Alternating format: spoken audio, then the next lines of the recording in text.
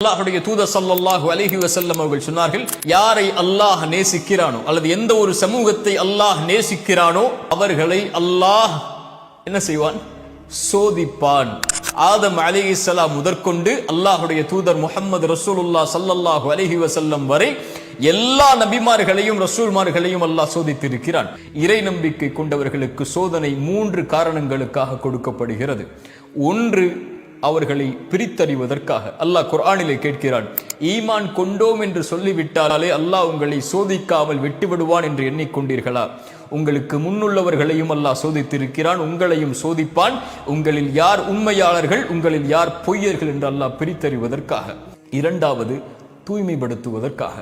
பாவங்களிலிருந்து அவர்களை தூய்மைப்படுத்தி அல்லாஹ்வின் பக்கம் நெருக்கமாக்கி பாவம் இல்லாதவராக மாற்றி அல்லாஹ்விடத்தில் அவரை நெருங்குவதற்குரிய வழிகளுக்காக அல்லாஹ் சோதனைகளை கொடுப்பான்.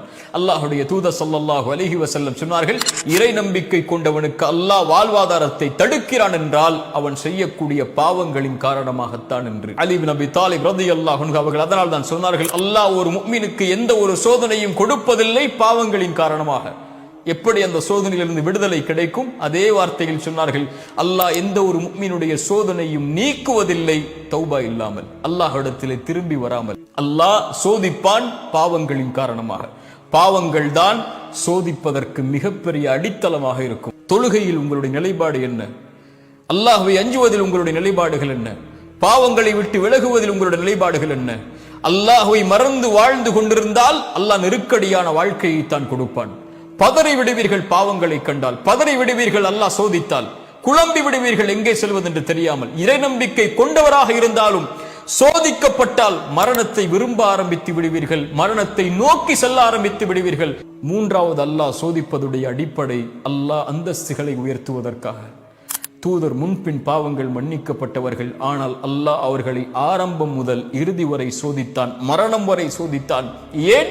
அவர்களுடைய அந்தஸ்தை அல்லாஹ் உயர்த்துவதற்காக. சோதனைகளை கொடுத்து கொடுத்து கொடுத்து ஒரு முஃமினை அல்லாஹ் பலப்படுத்தி பலப்படுத்தி பலப்படுத்தி பொறுமையின் கூலியை கொடுத்து பொருத்தத்தின் கூலியை கொடுத்து அல்லாஹ் அவனை நெருக்கமாக்கி கொண்டே வருவான், அந்தஸ்துகளை உயர்த்தி கொண்டே வருவான். அந்த அந்தஸ்தை அல்லாஹ் ரப்புல் ஆலமீன் நாளை மறுமையில் வெளிப்படுத்துவான். அவர்களுக்கு இந்த சோதனைகளை மறுமையில் இருந்து பார்க்கும் போது அவர்களுக்கு அதுவெல்லாம் ஒன்றும் தெரியாமல் ஆகிவிடும்.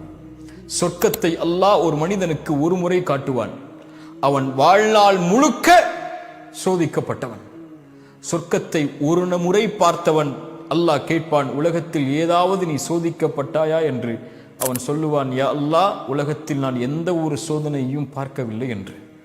அதை விட பெரிய அந்தஸ்து